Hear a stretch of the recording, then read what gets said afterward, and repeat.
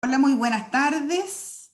A nombre de la Universidad de Concepción, saludamos a las y los participantes de este nuevo espacio de conversación de temas relevantes en el marco del proceso constituyente y, por supuesto, de interés ciudadano. Más cuando la Convención Constitucional sesiona en estos días en la región del Biobío, gran hito. Les saludamos a nombre del programa Foro Constituyente y de la red Alumni de la Universidad de Concepción y les damos la más cordial bienvenida a este nuevo espacio de debate y reflexión. Daremos inicio al encuentro número 23 del ciclo de conversaciones constituyentes en el Campanil, hoy con el conversatorio Violencia contra la Mujer en Chile, reflexiones a la luz del proceso constituyente. El objetivo de este conversatorio es reflexionar sobre la violencia contra la mujer en nuestro país, mirar desde las inequidades, barreras, ¿verdad? Y violencias estructurales y sociales hasta las manifestaciones letales como los femicidios para poder relevar los desafíos en el área y las oportunidades que existen en el proceso constituyente para avanzar en la construcción de una sociedad libre de violencia a través del aporte y miradas de especialistas en esta temática. Como es habitual en estos encuentros de conversaciones constituyentes en el Campanil, estamos transmitiendo por Facebook Live UDEC y el de Alumni UDEC. Y este conversatorio va a quedar grabado y alojado en las páginas alumni.udec.cl y foroconstituyente.udec.cl. Les invitamos a compartir a través de sus redes sociales con los hashtags Conversaciones Constituyentes Campanil, Alumni UDEC, Foro Constituyente UDEC. Este es un espacio que contempla la participación del público y es por ello que les invitamos a los que están en asistencia a través del Zoom a canalizar sus consultas en la sección de preguntas y respuestas que está ubicado en la parte inferior de su pantalla y a quienes están conectados por Facebook en el chat de la plataforma. Para iniciar este encuentro dejo con ustedes a la directora del programa Foro Constituyente de la Universidad de Concepción, la doctora Jimena Goche Marchetti, quien es abogada, doctora en Derecho, profesora asociada de Derecho Internacional y Derechos Fundamentales y Género en nuestra universidad, directora del proyecto de investigación aplicada FONDEF, Protocolo de Actuación para la Atención en Justicia, con enfoque de género y diversidad, y además una destacada integrante de la red Alumni UDEC. Jimena. Muchas gracias, Moira. Un saludo muy especial en esta tarde a quienes participan de este webinar dentro del ciclo Conversaciones Constituyentes en el Campanil. Por supuesto, un agradecimiento y saludo muy especial a Paula, Julieta, José Luis, que nos acompañan esta tarde, también a Paulina Rincón, integrante de la mesa de foro que hará la moderación, y por supuesto a ti, Moira, y en tu nombre a todo el equipo que ha hecho posible no solo el webinar de hoy, sino todo el ciclo. Ya lo decía también Moira, este es un webinar que se produce en un momento muy especial, es un momento especial e histórico para nuestro país, para la región del Biobío y sin duda para las mujeres. Esta es una semana histórica, estamos enfrentando un proceso eleccionario inédito tal vez que marca el inicio o el término de un ciclo según como se quiera mirar en las próximas semanas. Esta misma semana hemos visto en distintas redes sociales discusiones, declaraciones que tal vez ponen en cuestionamiento o nos ponen más bien en evidencia que la violencia a las mujeres es un tema que está muy lejos de erradicarse. Y por ello también lo hacemos en la víspera del 25 de noviembre, día en que se conmemora a nivel internacional esta lucha para terminar con este flagelo. Y tal vez este sea uno de aquellos temas en los que no necesitamos mostrar evidencia empírica para poder afirmar categóricamente que las cifras y la realidad de la violencia en todas sus expresiones, en los espacios públicos y privados, y a mujeres de todas las edades y de todas las identidades, es un tema que está lejos, muy lejos de erradicarse. Para Foro Constituyente UDEC, comprometido con este proceso, hoy además con una alianza institucional de colaboración con la Convención Constitucional, este es un tema de especial preocupación. Esperamos además, como lo han manifestado distintas académicas y en distintos espacios, que la nueva Constitución consagre, tal vez, como lo dicen estándares internacionales, el derecho de todas las mujeres de cualquier edad a vivir libres de violencia. Como estamos hoy día también conmemorando esta actividad, nos acompaña, y le doy un saludo muy especial y paso a darle la palabra a la directora de Equidad de Género y Diversidad de la Universidad de Concepción, la doctora Dulcía Saldaña, académica de la Facultad de Ciencias Sociales, quien nos va entonces a compartir también unas breves palabras de contexto. Muchas gracias a quienes nos acompañan y que sea una tarde para una buena reflexión. Lucía. Muchas gracias, Jimena. Es un gusto saludarles a todas las personas que nos acompañan hoy, especialmente a las personas panelistas, Julieta, Paula y José Luis. Lo primero que quiero señalar es valorar este espacio de diálogo que coordina la profesora Paulina Rincón y que se realiza en el marco de Foro Constituyente, webinar del Campanil, en el que se busca relevar y reflexionar sobre las distintas formas en que se expresa la violencia de género y en cómo la vamos abordando como sociedad.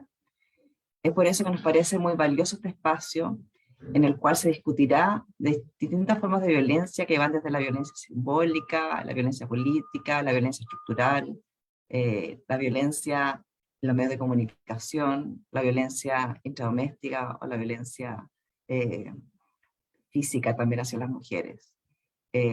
Son necesidades que tenemos como comunidad universitaria y como sociedad en general de visibilizar estas formas de violencia, de reflexionar sobre ellas, sobre cuestionarlas, de naturalizarlas y pensar cómo podemos abordarlas desde nuestra labor, desde nuestro quehacer, desde nuestra preocupación y de nuestra acción también. Así que deseamos que tengan una muy rica conversación con la diversidad de miradas disciplinares y trayectorias de nuestras personas expositoras, y que también pensemos precisamente en nuestra estrategia, en los múltiples esfuerzos que requerimos para abordarla. Pensar la violencia implica pensar en el orden de género y en cómo todas las personas nos situamos en este y reproducimos o contribuimos a reproducir estas formas de violencia. Compromiso, este trabajo es muy importante dentro del marco también de lo que ha sido el compromiso institucional de la Universidad de Concepción en erradicar la violencia en su propia comunidad universitaria. Así que felicitarles y desearles que tengan un muy buen espacio de conversación. Muchas gracias. Muchas gracias, Jimena. Muchas gracias también a Lucía por sus palabras, las que abren este nuevo espacio de conversación, el que reafirma además el rol histórico público que ha tenido nuestra universidad con su comunidad ya en sus 102 años de vida. Hoy vamos a iniciar entonces el conversatorio Violencia contra la Mujer en Chile, reflexiones a la luz del proceso constituyente.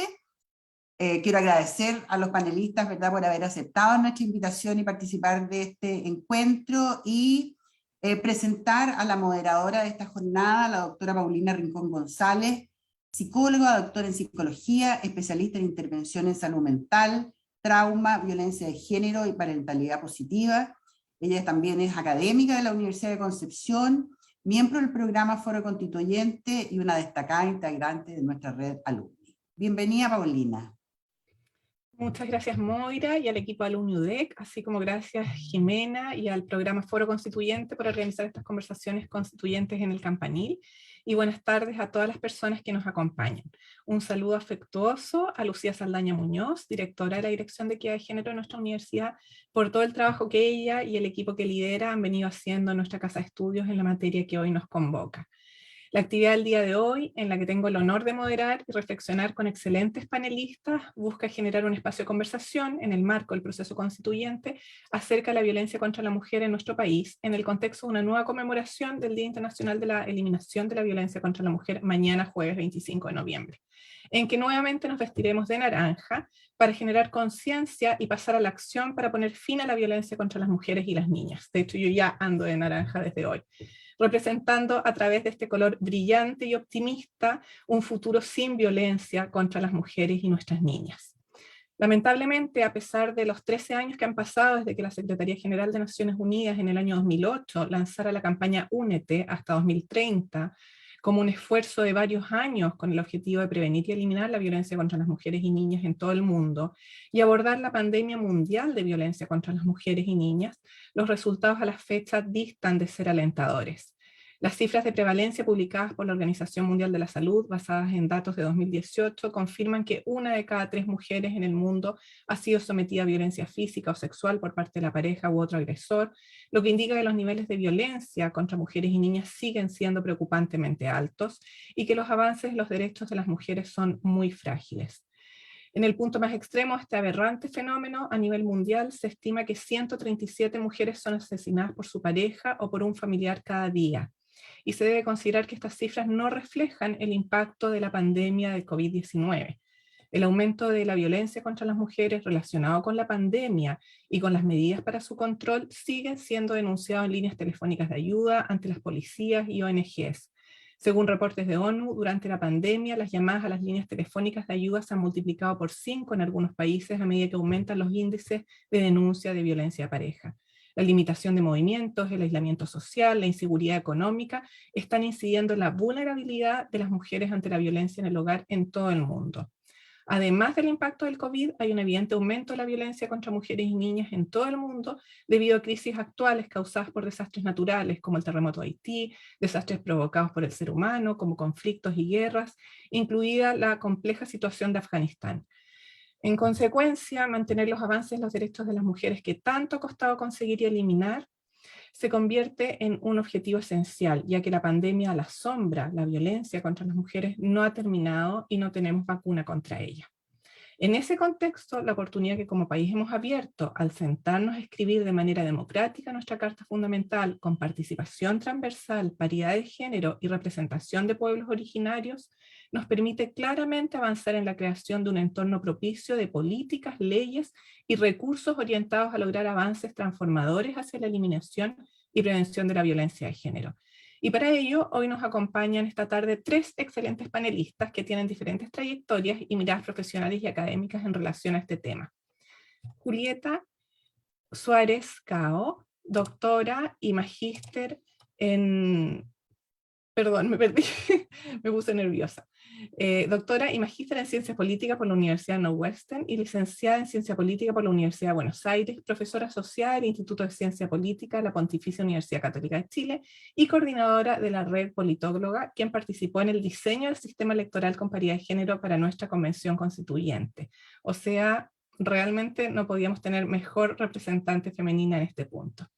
Paula Escobar Chavarría, periodista de la Pontificia Universidad Católica de Chile, magíster en licenciatura comparada de la Universidad Adolfo Ibáñez, profesora de la Escuela de Periodismo de la Universidad Diego Portales y fundadora y directora de la Cátedra Mujeres y Medios de la misma universidad, columnista dominical de La Tercera y panelista de Radio Duna, conductora de Influyentes en CNN Chile y panelista de Tolerancia Cero desde 2020, vicepresidenta de Comunidad de Mujer, excelente y brillante panelista también.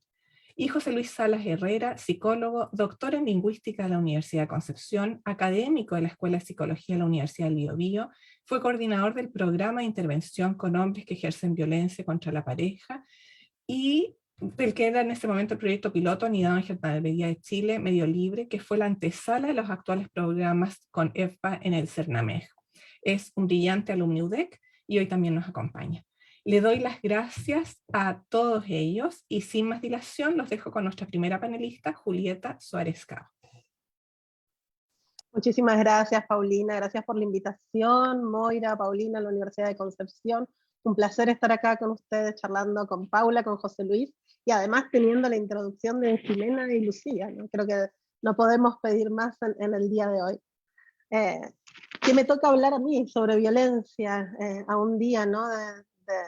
de continuar con esta lucha que aparentemente, como todas las luchas, ¿no?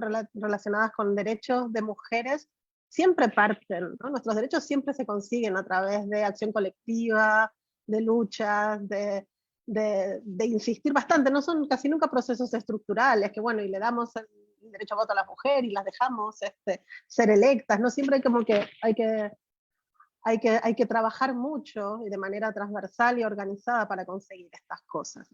Y bueno, yo les voy a hablar de violencia política en razón de género, que es un tema que, bueno, es un poco paradójico, pero yo creo que lamentablemente lo vamos a ver cada vez más cuantas más mujeres ocupen espacios de poder decisivos y de toma de decisiones, ¿no?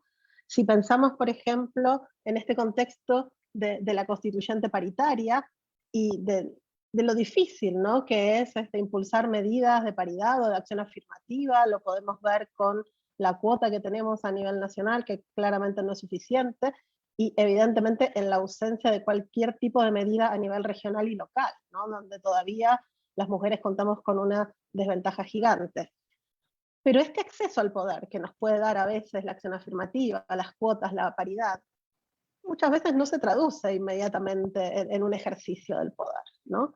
Y ahí a mí me hace acordar mucho esto de cómo nuestro derecho a voto tampoco se tradujo inmediatamente en derecho a ser elegidas, ¿no? Y de hecho, muchos países, hasta alcanzar, no sé, por decir una cifra conservadora, el 25% de la Cámara, pasaron muchos años entre el derecho a voto y el derecho a ser elegida. Entonces, ahora que hay el acceso al poder, el peligro es que el poder se vaya a otro lado. Hay una diputada mexicana que lo dice muy claramente: una vez que llegamos al poder, el poder se fue a otro lado. ¿Y por qué? Bueno, porque hay muchas barreras estructurales que dificultan que el acceso al poder se traduzca de manera eficaz e inmediata en ejercicio del poder. La presencia en espacios más decisivos, muchas veces entran las mujeres, pero están en las comisiones consideradas blandas, no están en espacios de poder en el Congreso, están en ministerios que no son clave, etc. Nuestra doble jornada laboral, como hablaba también Lucía, ¿no? Este tema de la estructura de género que nos mantiene a nosotras relegadas por estereotipos y por trabajo a la esfera de la reproducción y de lo doméstico, mientras los hombres quedan con lo público y con la producción, pero también con la violencia política en razón de género, y a esa de estas tres barreras a la cual me voy a referir hoy. ¿Qué es la violencia política en razón de género? Bueno, es una agresión que puede ser física o psicológica, que muchas veces está enfocada en una mujer en particular, pero en realidad está dirigida contra todas, ¿no? Es una forma de disciplinamiento social ante la presencia de mujeres en la vida pública. El intento que está por detrás de la violencia política en razón de género es en preservar estos ámbitos para el ámbito y del dominio masculino, ¿no? Y en ese sentido, el abanico de violencia política en razón de género es enorme, ¿no? Pueden ser ataques personales, pueden ser en redes sociales. En este país no lo hemos visto todavía, en general en el Cono Sur no lo hemos visto todavía, pero si miramos un poco más al norte, si miramos Bolivia, si miramos México, tenemos amenazas de violación contra candidatas, violación y femicidios de candidatas y de mujeres políticas, ¿no? De hecho, el derecho internacional no empieza a legislar sobre o a impulsar leyes de violencia política en razón de género después del asesinato de una concejala en Bolivia en el año 2005.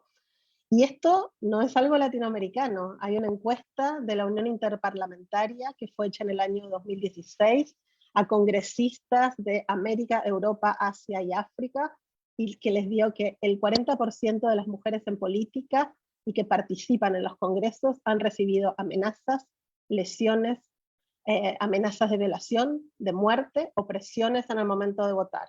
El 80% reporta haber sido objeto de agresiones psicológicas, de comentarios sexistas y humillaciones.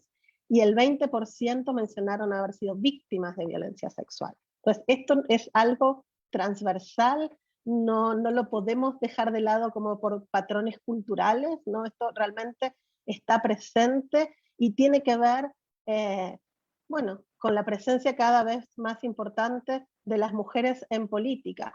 Y podemos pensar hasta actos como no escuchar las ideas, no prestar atención, hacer chistes, sarcasmos, comentarios misóginos, ¿no? Todo eso es parte de la violencia política en razón de género. Y esto de que se agudice con el acceso al poder, ¿no? Yo creo que eso es algo que, teniendo una constituyente paritaria, cuando hicimos una propuesta de reglamento feminista, pusimos bastante énfasis en el tema de tener un protocolo, ¿no? Que de alguna manera regule estos hechos. Y no con un ánimo simplemente punitivista, ¿no? Yo estoy una convencida de que hay que prevenir, que hay que sancionar y que hay que erradicar, que la prevención es muy importante, que la sensibilización es muy importante, pero a veces igual necesitamos estos marcos regulatorios que generen sanciones a conductas que están ampliamente normalizadas en los partidos políticos, en la política en general. Se me ocurre, por ejemplo, México en esto es un país pionero, tiene una ley que en realidad es como una regulación del Instituto Nacional Electoral, que los partidos no podían inscribir candidatos que tuvieran denuncias por violencia de género, que debieran pensiones alimenticias, imagínense, nos hubiéramos quedado con menos candidatos de los que tuvimos, ¿no? ¿Cómo nos tomamos en serio, entonces, el tema de la violencia política en razón de género? Bueno, y una forma de tomárnosla en serio es con legislación. Muchas veces se dice que si no existe en la ley, simplemente no existe. Ahora, ojalá fuera tan fácil, ¿no? Digamos, yo estoy convencida que esto es necesario, pero definitivamente no es suficiente. Si pienso en los países que legislaron este tema, hay algunos países como México, Ecuador, Bolivia que tienen leyes específicas sobre violencia política en razón de género. Hay otros países como Paraguay, Uruguay, Argentina, donde esto está dentro de una ley integral de violencia de género, pero también tenemos países en la legislación, en la región, perdón, que todavía no han avanzado en este tema, y creo que Chile es uno de ellos, junto con Colombia y Venezuela. Pero con esto no es suficiente. ¿Qué necesitamos además? Y necesitamos una ciudadanía comprometida. Todas estas cosas no funcionan si no hay sociedad civil organizada, atenta, supervisando, monitoreando que estas cosas no ocurran, y si ocurran, se sancionen. Necesitamos partidos políticos alineados con el tema. Yo creo que todavía los partidos políticos no le han tomado el peso a esto. Con estas nuevas elecciones tenemos ahora una Cámara de Diputados, por suerte, con un porcentaje mayor de mujeres al que teníamos antes. Igual muy bajo, pero un poco mayor. Va a haber más mujeres, esto se va a incrementar, hay que apurarse a tener buena regulación al respecto. Necesitamos alianza de mujeres políticas, alianzas transversales. Esto no es un tema de izquierda o de derecha, esto es un tema realmente transversal y tiene que ser tomado de esa manera. Las comisiones de equidad, las bancadas de mujeres tienen que empezar a empujar estos temas. Y necesitamos políticas educativas y culturales. Yo soy una convencida que parte de la violencia de género en general, digamos, ampliamente, puede ser reducida educando, sensibilizando, por ejemplo, con leyes de educación sexual integral. Y pues, por sexual no me refiero a genital, me refiero a las relaciones precisamente entre los sexos, al afecto, a éticas de cuidado que generen una sociedad mucho más horizontal, donde se desdibujen esta estructura de relaciones de género tan asimétricas y que nos conduzca, ojalá, a sociedades menos violentas. Gracias. Perfecto, Julieta, muchas gracias. No tuve ni que decirte que te acercabas al tiempo, estuviste muy bien, agradecemos la profundidad en tan breve tiempo y le damos el pase a Paula para introducir algunas ideas respecto a lo que ella nos va a comentar.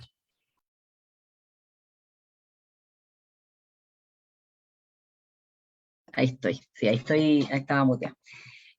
Bueno, yo creo que el tema que se está discutiendo hoy día acá en este panel es de la mayor importancia, lo hemos visto esta semana, en que realmente la violencia que uno pensaba que estaba cediendo en Chile se ve como está muy, muy presente, y la responsabilidad enorme de los medios de comunicación en ser agentes de cambio o en ser perpetuadores de un statu quo que finalmente no protege a las mujeres de la violencia, no produce el cambio cultural y normaliza situaciones que finalmente están en la base de todas las discriminaciones y las violencias que se sufren después.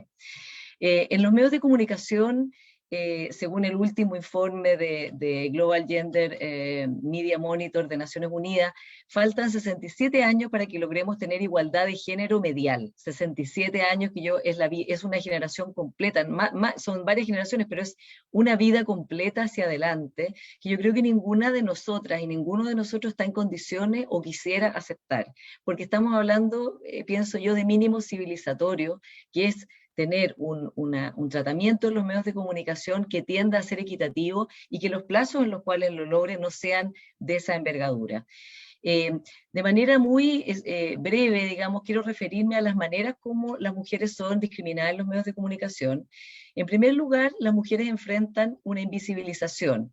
Eso es muy común cuando vemos, por ejemplo, paneles de puros hombres o cuando hacen entrevistas, ya sea en la prensa, en la radio, en la televisión, en que ponen los mayores expertos económicos, los mayores expertos constitucionales, y cuando uno ve la foto que son puros hombres o todos los líderes empresariales, estamos hablando ahí de una invisibilización invisibilidad, ¿no? Que es un tipo de violencia simbólica, desde luego, ya que sabemos que eso no se condice con la capacidad que tienen las mujeres en Chile y con que su matrícula universitaria hoy día es más alta que la de los hombres. O sea, esta es la generación más educada de chilenas en la historia, y sin embargo todavía hay medios de comunicación, espacios de poder donde siguen poniendo a puros hombres, dándoles espacios, sobre todo espacios que son canónicos, espacios de legitimación, espacios de prestigio. Lo mismo pasa también en los cargos de poder dentro de los medios de comunicación, lo cual está obviamente correlacionado en que vemos muchas mujeres en la base de los medios de comunicación, sean estos obviamente la prensa, la radio, la televisión, también, y puede incluir ahí medios audiovisuales, también podríamos incluir ahí las agencias de publicidad, en fin, en un sistema muy amplio hay muchas mujeres, pero cuando se llega a la pirámide de los cargos de toma de decisión mayor, vemos ahí muy pocas mujeres. De hecho, hoy día, salvo un par, todos los que dirigen diarios son hombres. Hay diarios en que nunca han sido dirigidos por una mujer, y los canales de televisión también en este momento están dirigidos todos por hombres, y algunas radios harán la excepción, pero en general es un ambiente completamente masculinizado. Después vemos una invisibilización o un espacio muy acotado en los espacios donde hay mayor poder simbólico o prestigio.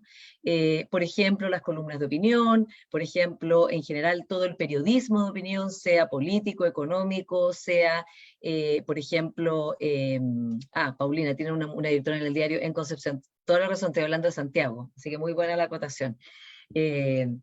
También pasa que por ejemplo, en la opinión, no solo en lo político y lo económico, en las críticas de cine, por ejemplo, en la crítica literaria, vemos ahí menos mujeres de lo que corresponde a la capacidad y a la experticia que ellas tienen. ¿Y por qué? Porque finalmente también cuando hay una visibilidad o cuando empiezan a haber espacios, también las mujeres sufren o pueden vivir un tratamiento estereotipado en los medios de comunicación, ya que ese es un tipo de visibilidad estereotipada que a veces es más peligrosa que la invisibilidad, en cuanto la invisibilidad es evidente y no se puede debatir, o sea, no se puede discutir que es así, que solo había hombres en ese grupo de entrevistados, de fuentes, de expertos, de paneles, etc. Mientras que cuando es estereotipado dicen, oye, pero si hay una mujer acá que está hablando de ciertas cosas, pero en general son temas que se asocian al estereotipo tradicional de género, es decir, una extensión de aquellas cosas que son consideradas naturalmente, comillas, femeninas, cómo será la crianza, cómo será lo relacionado con la casa, cómo será aquellos temas feminizados en el fondo, en que de nuevo vuelve a haber ahí una brecha enorme con aquellos lugares donde hay mayor poder en los medios.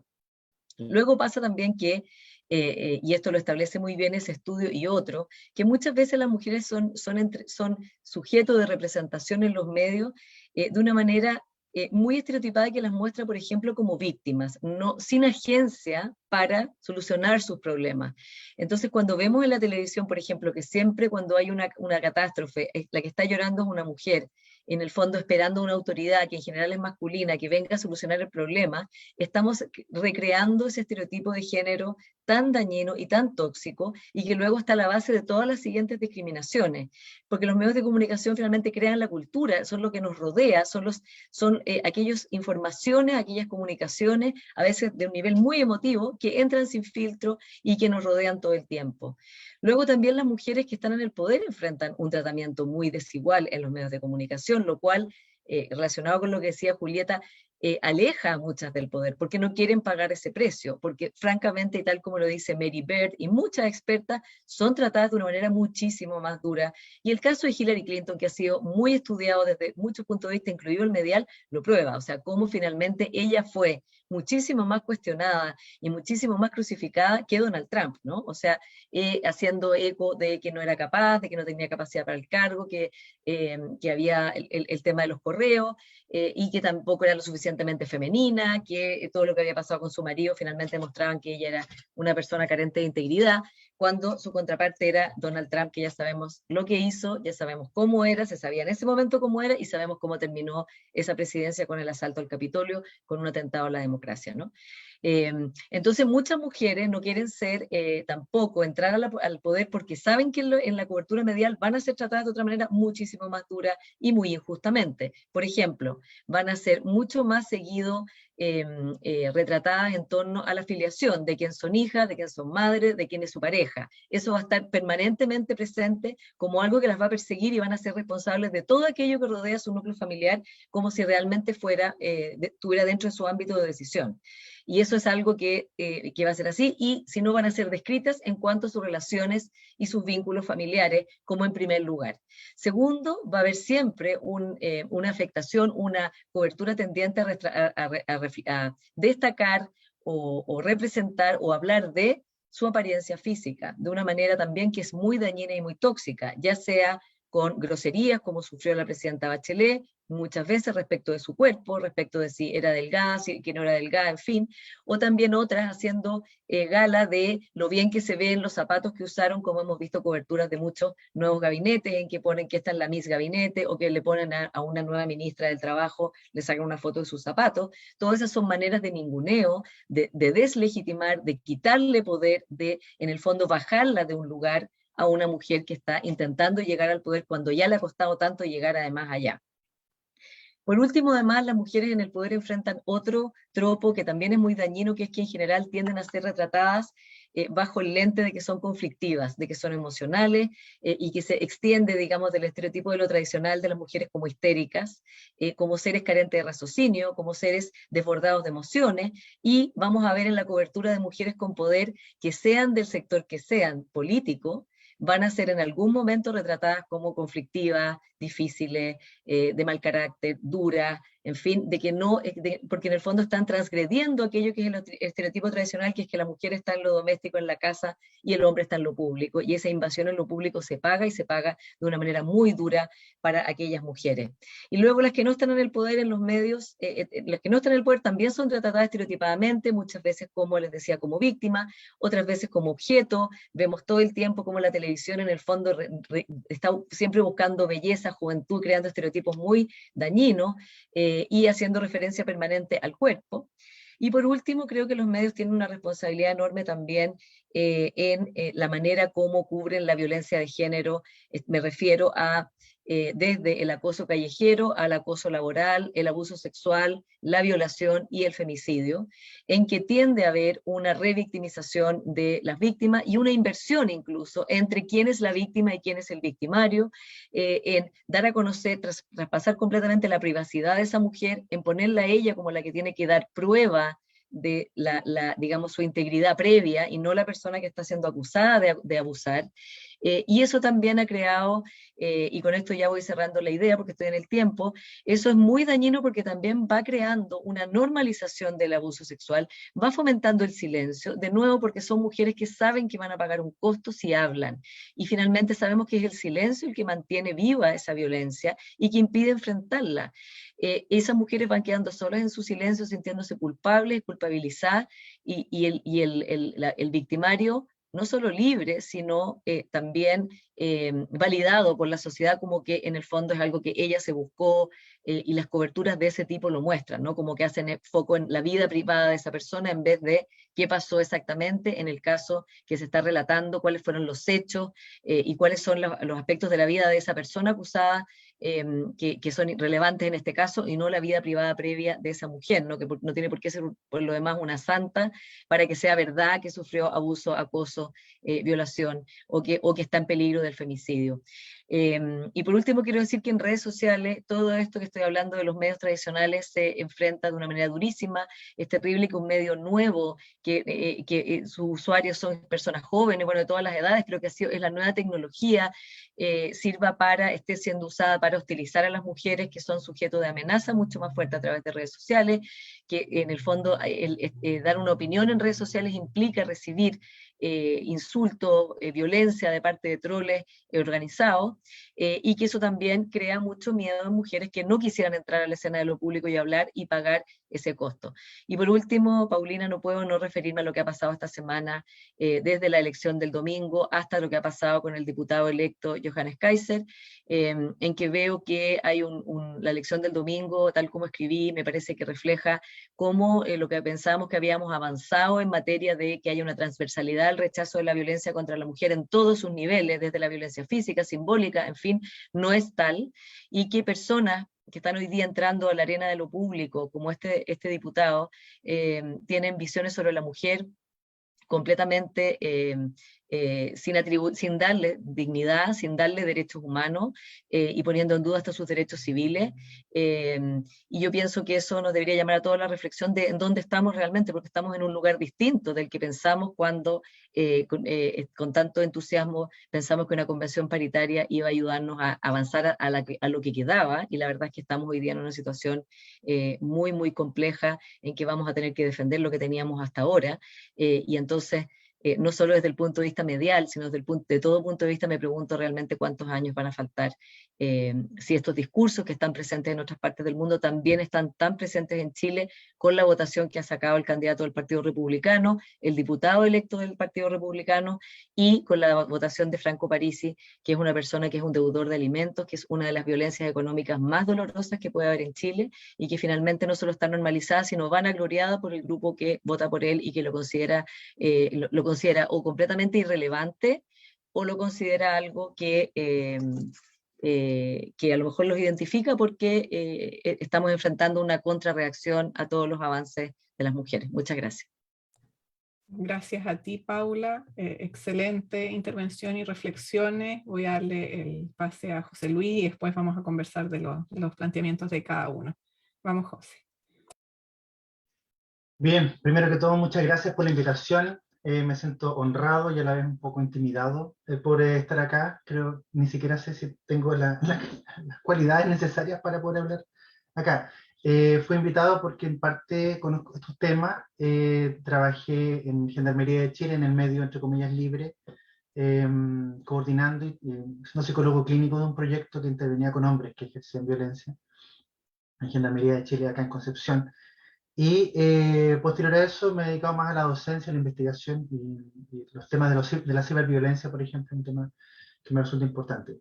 Agradezco la invitación de mi casa de estudios, de mi alma mater, y que es amiga y compañera de mi actual casa de estudios donde hago clases, que es la Universidad del Biobío, preocupados por la educación pública. Y en ese contexto me voy a parar desde la psicología, pero también desde la lingüística, que fue la segunda disciplina que estudié, y voy a leer brevemente el artículo 5 de la ley 20.066, que define la violencia intrafamiliar. Dice, la violencia intrafamiliar será constitutivo de violencia intrafamiliar todo maltrato que afecte la vida o la integridad física o psíquica de quien tenga o haya tenido la calidad de cónyuge del ofensor, o una relación de convivencia con él, o sea, pariente por consanguinidad o por afinidad, en toda la línea recta o en la colateral, hasta el tercer grado inclusive del ofensor o de su cónyuge o de su actual conviviente.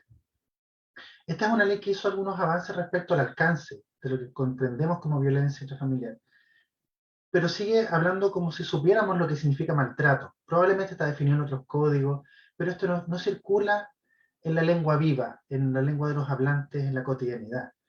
El maltrato físico es evidente, el maltrato físico hasta cierto punto está altamente problematizado en nuestra sociedad, sigue ocurriendo lamentablemente, y eso tiene que ver con factores que son muy distintos a la violencia psicológica, a la violencia simbólica, y que tiene que ver con las palabras, justamente un tema que me convoca bastante a mí. Las palabras forman parte de un mundo de articulación entre dos grandes mundos, entre sonidos sin significado, como los fonemas, que al juntarse forman morfemas, palabras, frases, constituciones, por ejemplo, ¿no? Un texto que nos interesa mucho que pueda contener párrafos claves para promover no solamente la erradicación y el extirpar la violencia de la sociedad, sino impedirla en el futuro.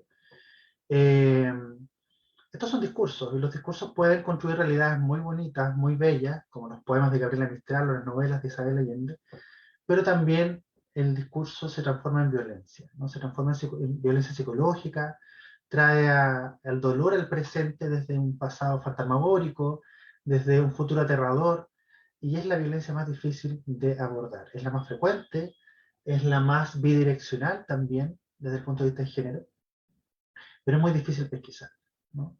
Y en parte importante esto tiene que ver con, siento yo, en mis 16 años de ejercicio de la profesión y habitando los mundos de la lingüística también, tiene mucho que ver, percibo yo, con el rechazo que existe en muchos grupos a toda la semántica, todo el grupo semántico que tenga que ver con palabras referidas a violencia, a malos tratos, a daño, como que invita a imágenes que son poco clamorosas, poco comerciales, poco vendibles.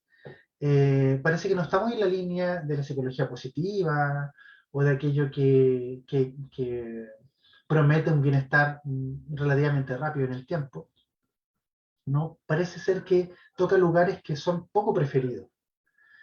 Toca lugares traumáticos probablemente, traumas simples, traumas complejos, ¿no? E impide el no hablar de violencia, no hablar, por ejemplo, de que tal alumno ejerció violencia sobre otra alumna, por ejemplo, impide la posibilidad de arribar a protocolos que permitan realizar denuncias de manera oportuna, pero no solamente la denuncia, sino también el acompañamiento. Yo estoy hablando a un nivel muy concreto, muy interpersonal, no simbólico, no estructural, a un nivel de cuerpos.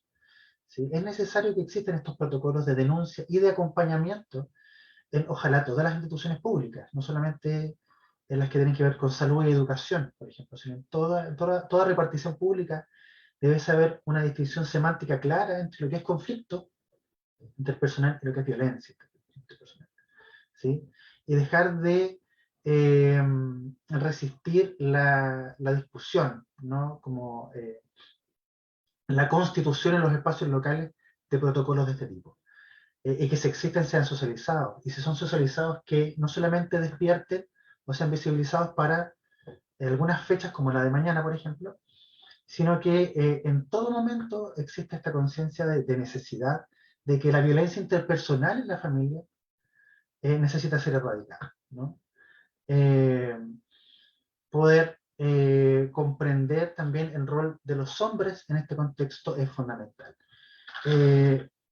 Los hombres no solamente tienen un rol protagónico en la desistencia del fenómeno o en el abandono de prácticas violentas y machistas, y asumir responsabilidad por tales conductas, cuestión que no está en discusión y mucha literatura al respecto, y consenso internacional respecto a que los hombres necesitan responsabilizarse de las conductas realizadas. Pero también hay necesidad de promover la creación de grupos de hombres en todas las instancias sociales que propendan a la reflexión, que propendan al compromiso, no solamente con formas de no violencia, sino con la socialización de los sentimientos, el encuentro con otras formas de masculinidad. Pero eso también necesita, y aunque suene patudo decirlo siendo hombre, también necesita apoyo estatal. También necesita que el Estado cumpla con los convenios internacionales y los tratados internacionales que en la letra no tan chica dicen que los estados también se comprometen a proveer de servicios de resocialización, reeducación, que propendan en definitiva a que se interrumpa permanentemente el ciclo de la violencia interpersonal en la familia, de manera de que eso no se traslade finalmente a otra pareja, a otra realidad, y se vuelva al final crónica. Entonces, pienso, y con esto voy cerrando también, que no basta con algunos párrafos muy explícitos relacionados con la definición de lo que es maltrato o violencia en la Constitución, sino también cambios estructurales en diferentes otros ejes relacionados con educación, relacionados con salud mental integral, relacionados con vivienda, con una dimensión espacial que permita condiciones de habitabilidad, condiciones laborales, ¿no? Que hable de sexualidad, una constitución que hable abiertamente de sexualidad, de manera de visibilizar y problematizar conductas que van en la línea de la violencia sexual, por ejemplo.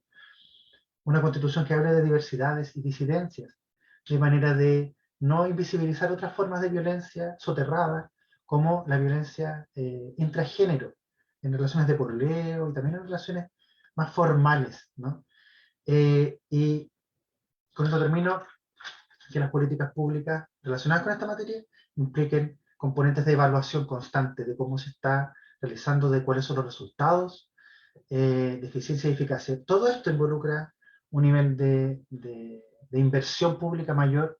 Esperemos que así sea, porque en realidad el gasto que se hace en estas materias es ínfimo. Muchas gracias. Muchas gracias, José Luis.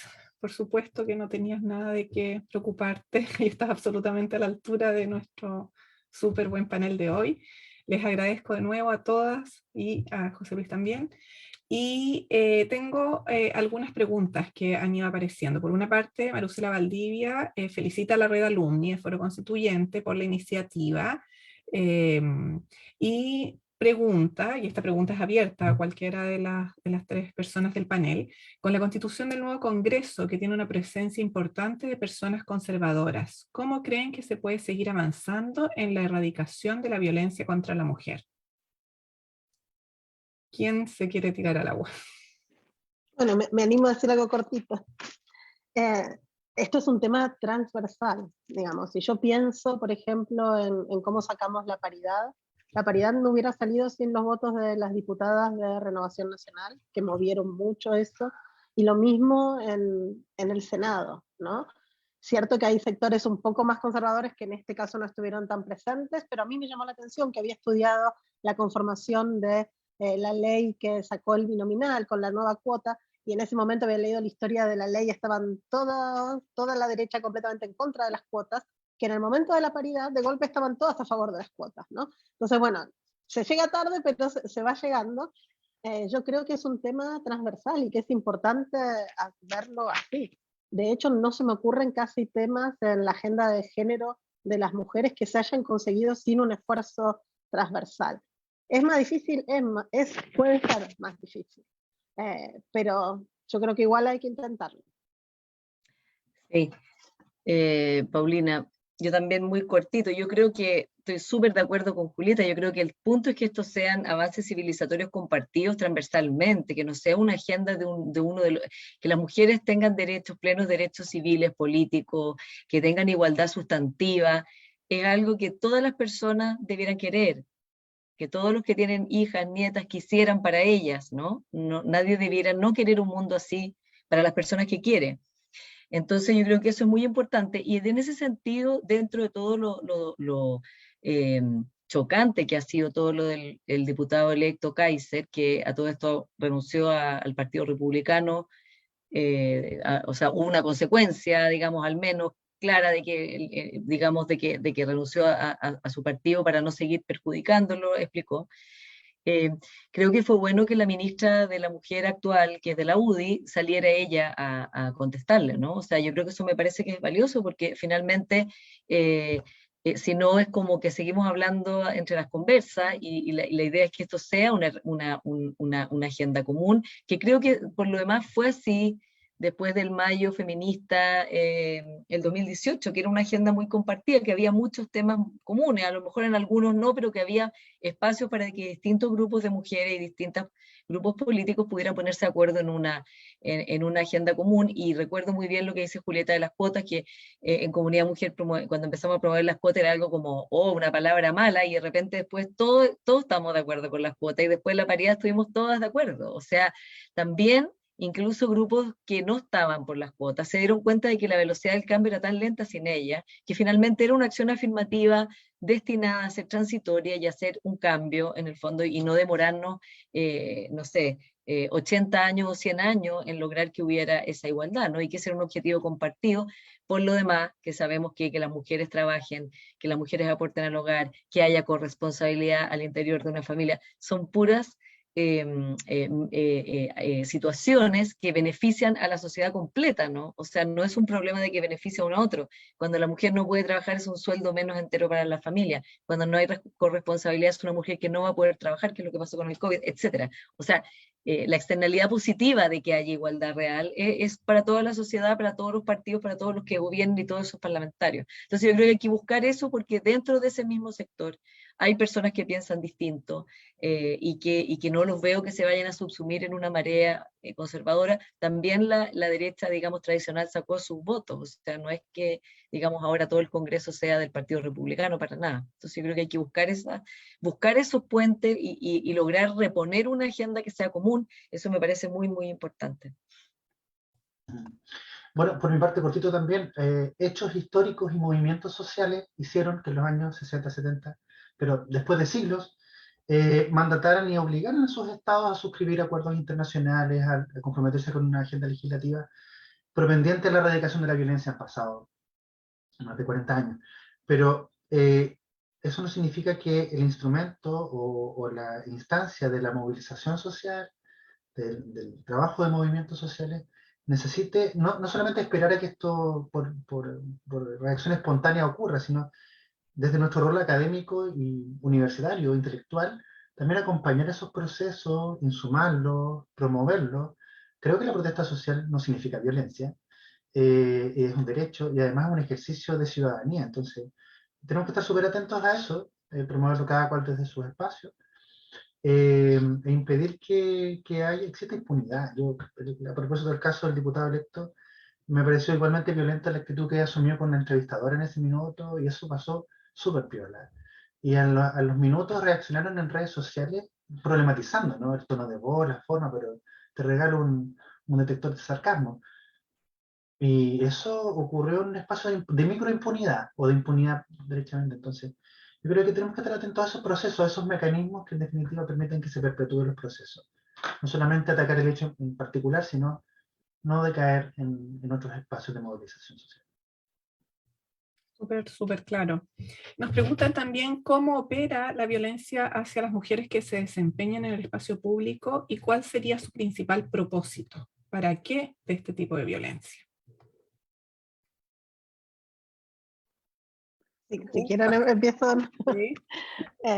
El propósito es amedrentarlos, es acá, ese no es tu lugar, ese no es tu, digamos, los roles tradicionales de género, estás en un lugar que no te corresponde y tienes que salir de ahí. Entonces yo creo que ahí el disciplinamiento es lo más fuerte.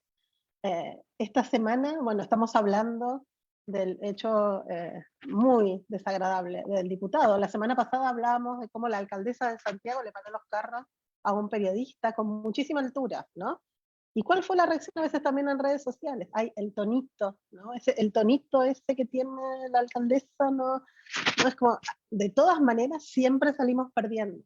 Entonces, la crítica después a una mujer que se plantea y le dice, no me puedes decir, mamita, tengo un nombre, tengo un cargo, necesito un respeto, no me conoces, no te puedes dirigir a mí así. Y después vas a tener la reacción también, la gente que la aplaude, o por suerte creo los más, pero después también tuvimos comentarios de, ay, no, qué pesada, ¿no? Que nosotras somos cuáticas si nos quejamos. Hay un libro que me gusta mucho de feminismo enojado, ¿no? La feminista enojada. Y bueno, y a veces también tenemos derecho a enojarnos y a decir las cosas, aún rompiendo el estereotipo de cómo deberíamos conducirnos en público. La violencia política en razón de género a las mujeres que ocupan el espacio público está dirigida a eso, a decirle, este no es tu lugar, a sentirte incómoda, a que seas la intrusa en la política. Y como decía José Luis, tenemos que cambiar con el lenguaje también la cultura, porque no es que nosotras tenemos que amoldarnos a la cultura esta, ¿no? De poder que está instalada, y lo que tenemos que hacer es cambiar lo que es un lugar súper amigable para mujeres, para hombres. Tengo una amiga que dice para que se deje de exigir a las mujeres el doble y de reconocerles la mitad.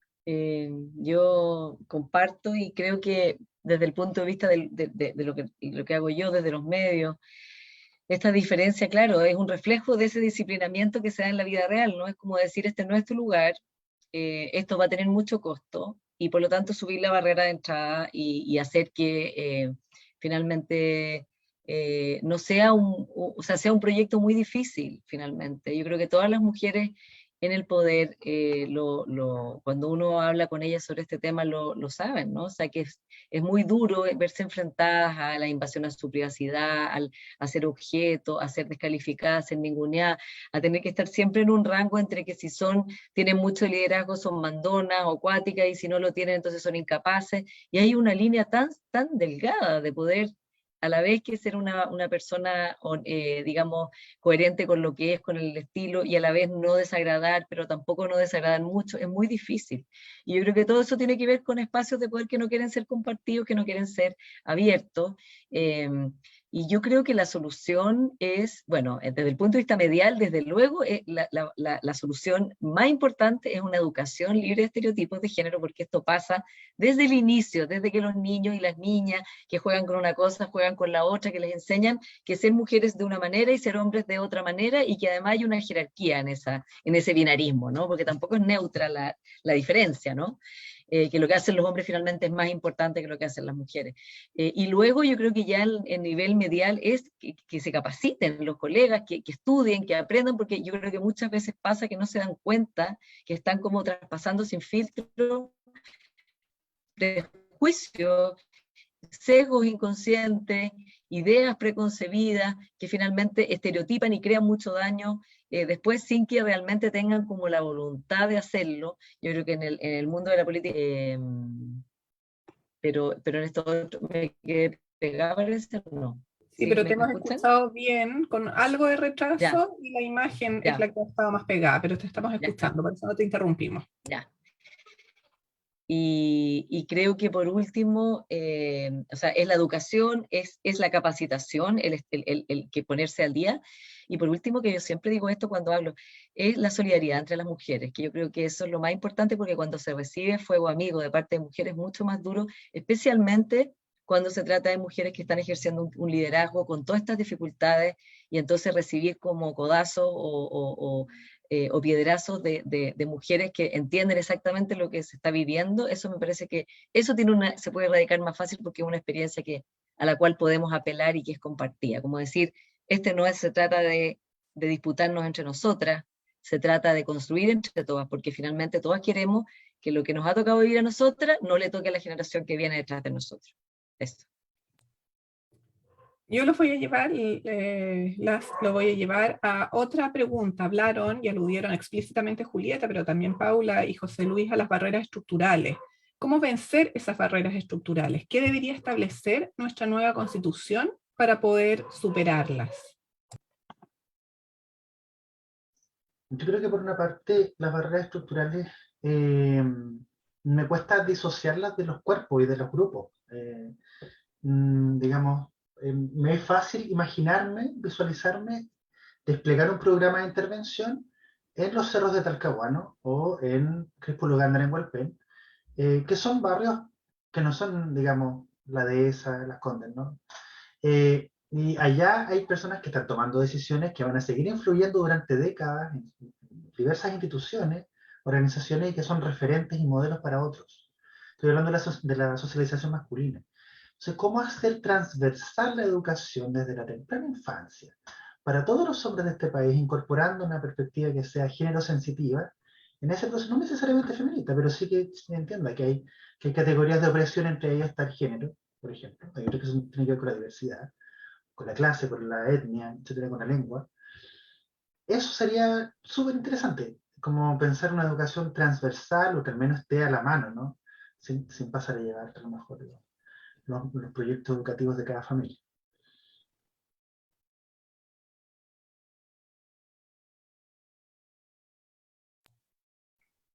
Julieta, Paula, ¿alguna más? Paula, ¿querés decir? ¿No? Sí. No, yo creo que tiene que quedar en la Constitución la igualdad sustantiva, finalmente, que es un concepto que puede ser difícil, pero finalmente es que esto sea real y no quede como en el papel, como sí, somos iguales. Pero, a ver, ¿en qué se tiene que traducir? En una vida libre de violencia, en primer lugar. En el Congreso duerme una ley de violencia integral contra la mujer que todavía no termina de terminar su tramitación. Entonces, como realmente nos importa eso, yo creo que no nos importa nada.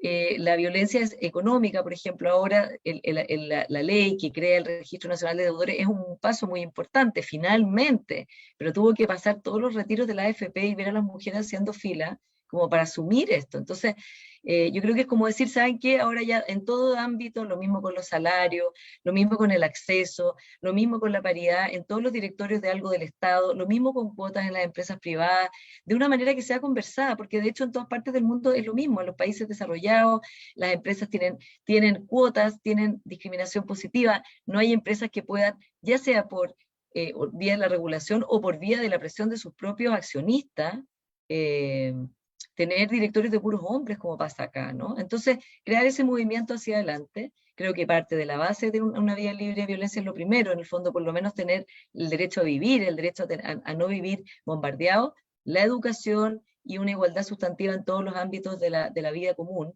y que eso ojalá sea lo más transversal posible. O sea, la convención ha costado harto encontrar temas que convoquen a muchos, ¿no? Estamos como en una lógica muy binaria, como que ese sea un tema en el cual puede haber una unión, en el fondo, de pensar en una vida mejor para las niñas y los niños de Chile. Súper de acuerdo. Rápido, Paulina, ¿sí? ¿Te parece? ¿Sí? Por supuesto, y con el tiempo que necesites, estamos súper bien. Yo pensaría también como en dos dimensiones, ¿no? Una que tiene que ver con esta integración, unos mandatos de integración paritaria, como decía Paula. Yo pensaría la paridad también tratando de movernos del esquema binario, ¿no? Porque creo que lo que viene también son sociedades no binarias, y para hacernos cargo también, para que esta conversación tampoco quede tan esencialista, ¿no? Cuando nos referimos mujeres, en realidad nos estamos refiriendo a no hombres blancos heterosexuales, clase alta, capacitistas, ¿no? Nos estamos refiriendo al resto de la sociedad, que somos muchas más que ellas. Entonces, claro, porque también hay mujeres que ocupan el lugar social de hombres, ¿no? Por suerte cada vez hay menos, pero quedan, ¿no? Se me ocurren varias columnistas, por suerte no la que tenemos aquí. Pero Bueno, entonces, no es por suerte, la suerte no tuvo tanto que ver.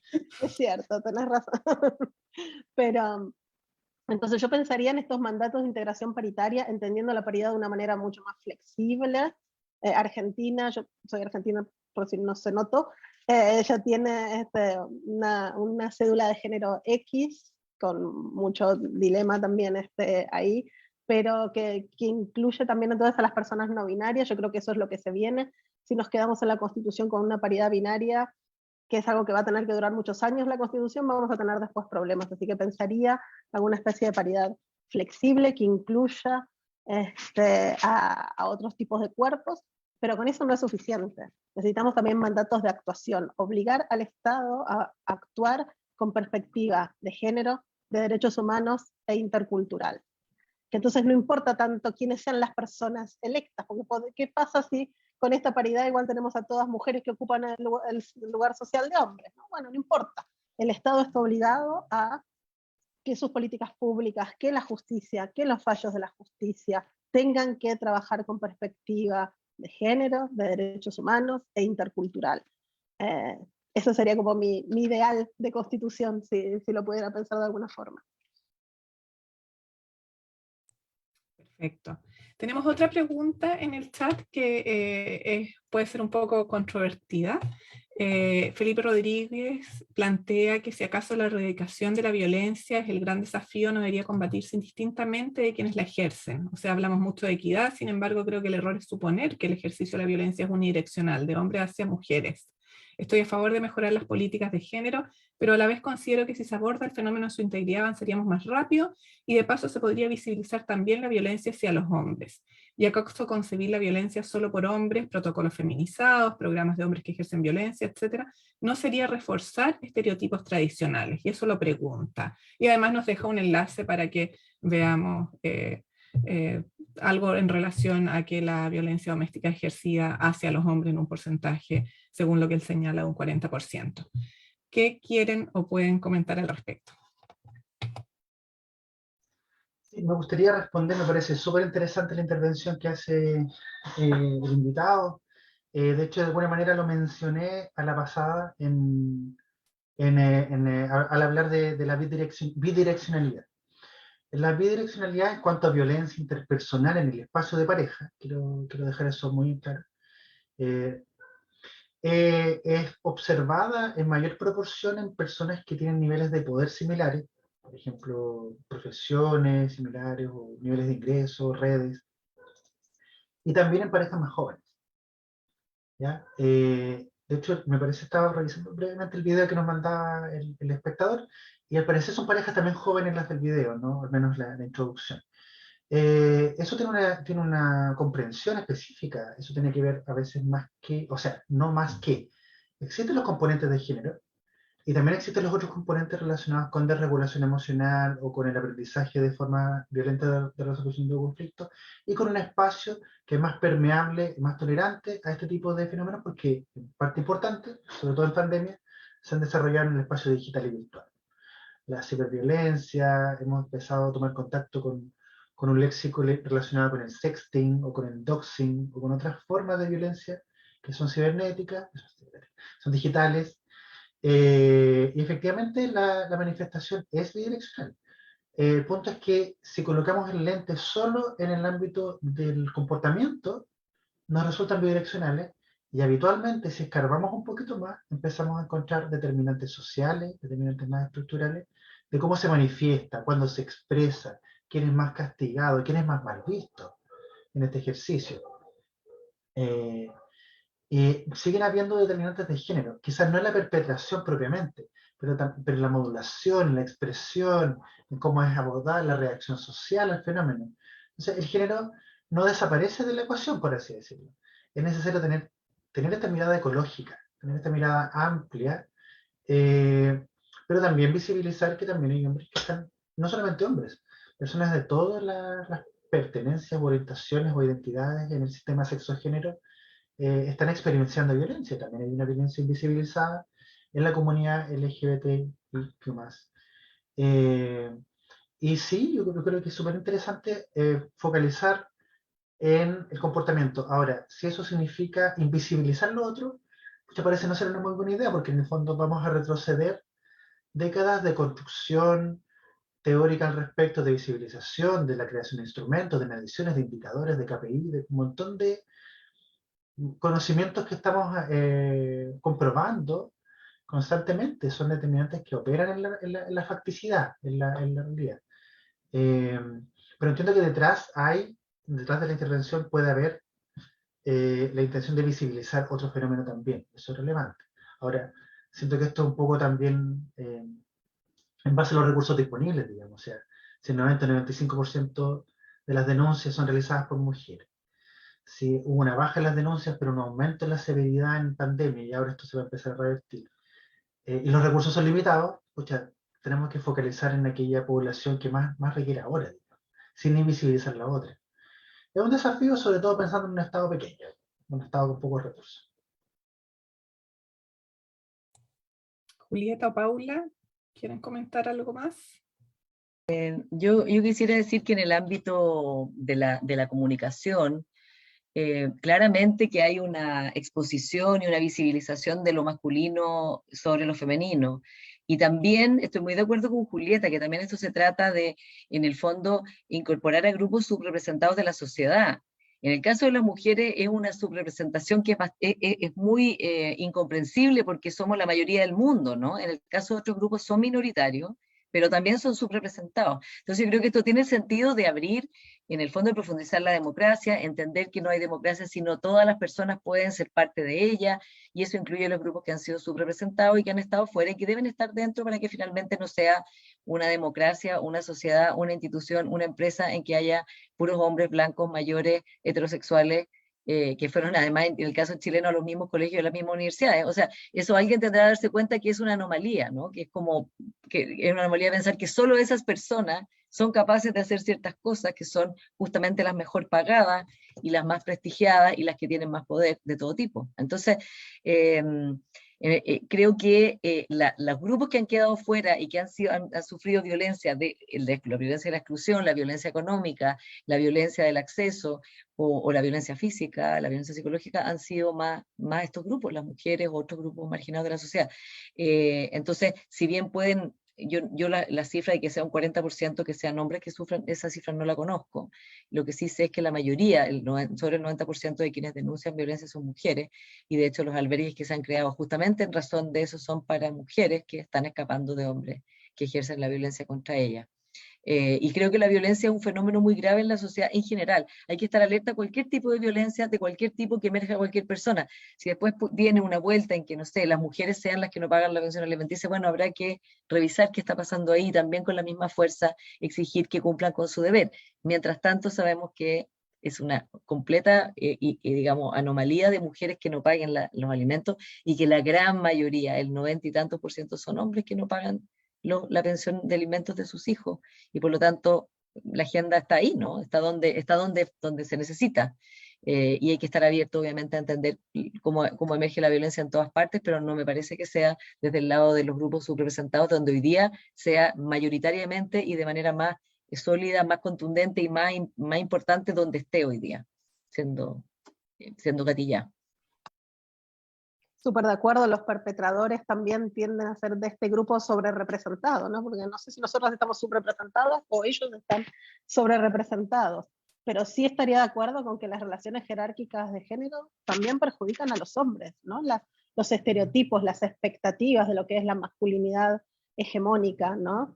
Estos hombres que tomaron el Capitolio u otros que tenemos acá más cerca, también hacen mella y también son prejudiciales para los niños que están creciendo, cómo se les enseña a ser hombre también. Eso es a veces una violencia fuerte, se ejerce la policía del género, ¿no? Me imagino que también esto de en qué cuadradito tenés que entrar para ser hombre, cuáles son, ¿no?, las características que debe tener un hombre, y volvemos a lo de la alcaldesa de Santiago, ¿no? Porque soy bien hombre, te pido disculpas, ¿qué es eso? ¿No?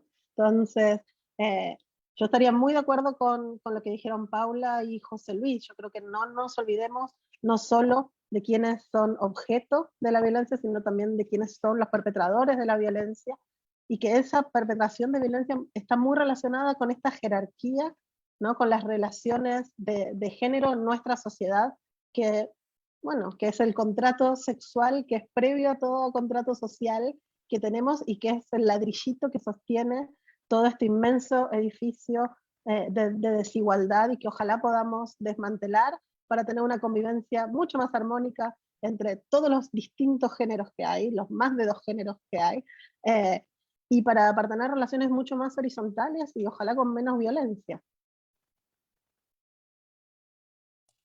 Sí, yo me voy a permitir salirme de mi rol de moderadora y también aportar en esta última pregunta, porque ya estamos cerrando.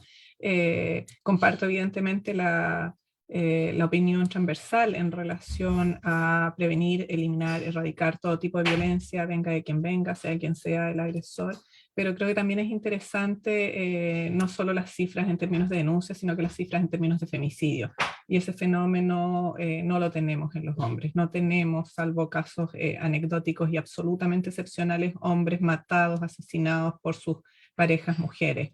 Y sí estamos teniendo 44 mujeres asesinadas este año, o 35 si queremos la cifra más conservadora del Ministerio de la Mujer y Equidad de Género, y 58 el año pasado, y 62 el anterior, y 109, 151, 144 femicidios frustrados y suicidios en razón de género, y en todos esos casos las mujeres son las víctimas. No tenemos tampoco diferencias en los sueldos, ¿verdad? Que los hombres ganen un 30% menos de las remuneraciones de las mujeres en un mismo cargo. Entonces, creo que el componente de género no lo podemos eliminar, y hemos visto, sí, y con José Luis hemos trabajado en algunos temas juntos, que efectivamente la equidad en el poder hace las relaciones violentas mucho más bidireccionales, y lo vemos en estudiantes universitarios, en que salvo en la violencia sexual, los hombres siguen siendo los agresores, pero en la violencia psicológica, cibernética y física hay bidireccionalidad. Pero eso se rompe cuando se establecen relaciones no equitativas en términos de poder, cuando las mujeres ingresan al mundo laboral y quedan en un nivel inferior al de los hombres, o cuando las mujeres asumen el rol de la maternidad, que también las pone en un rol inferior al de los hombres. Entonces creo que el componente de género sigue estando absolutamente presente, y género no solo en el sentido bidireccional, pero claramente aquí hay un género que representa casi el 50% más de la población y que aparece absolutamente subrepresentado, que somos nosotras las mujeres y nuestras niñas. Con esas reflexiones y agradeciéndoles a todos, les doy la palabra a Moira para que cerremos este interesante conversatorio. Oye, muchas gracias, Paulina, y tal como indicas, ya llegamos al final de este encuentro, se pasó volando el tiempo, con este nombre, ¿verdad? Violencia contra la mujer en Chile, reflexiones a la luz del proceso constituyente. Julieta, Paula, Paulina, José Luis, queremos agradecerles por esta relevante y profunda conversación, donde compartieron sus experiencias y opiniones, ¿verdad?, sobre cómo abordar las inequidades y las violencias estructurales, transversales, y cómo podemos avanzar en la promoción de una nueva cultura social que extinga esta violencia contra las mujeres, desafíos y oportunidades que efectivamente se aperturan en el proceso constituyente para concretar regulaciones, políticas públicas, para avanzar precisamente en la construcción de una sociedad libre de violencia para todas y todos. Esta conversación fue grabada, ¿verdad?, y quedará alojada desde mañana en las web alumni.udec.cl y en foroconstituyente.udec.cl para volver a revisarla y además para compartir con sus redes. Quiero agradecer a las entidades que de manera coordinada han hecho posible este encuentro, al programa Foro Constituyente, a la Unidad de Santiago de nuestra universidad, también a la Dirección de Comunicación de nuestra Casa de Estudio y a la Red Alumni, y también, por supuesto, a las y los asistentes de este conversatorio, por su participación, comentarios, preguntas. Muchas gracias, entonces, por permitir ampliar esta conversación. Y al finalizar este encuentro queremos invitarle al último conversatorio de este ciclo, Conversaciones Constituyentes en el Campanil, por el tema de derechos fundamentales en la nueva Constitución, que tendrá lugar el miércoles 15 de diciembre de este año a las 18 horas. Es una nueva temática de gran relevancia en el proceso de diálogo ciudadano que estamos viviendo. Las inscripciones, como siempre, en la red alumni.udec.cl. Invitar a las y los exalumnos de nuestra universidad a registrarse y actualizar sus datos también en la misma web. Así que muchas gracias por su asistencia y nos encontramos muy pronto. Muy buenas tardes. Muchas gracias a Paula, Paulina, Lucía, José Luis, Julieta, a Jimena. Y nos encontramos muy pronto, en 2 semanas más. Nos vemos. Gracias. Muy bien. Que tengan buena tarde. Gracias. Adiós, gracias. Gracias, chao. Hasta luego. Chao, chao. Chao, chao. Felicitaciones.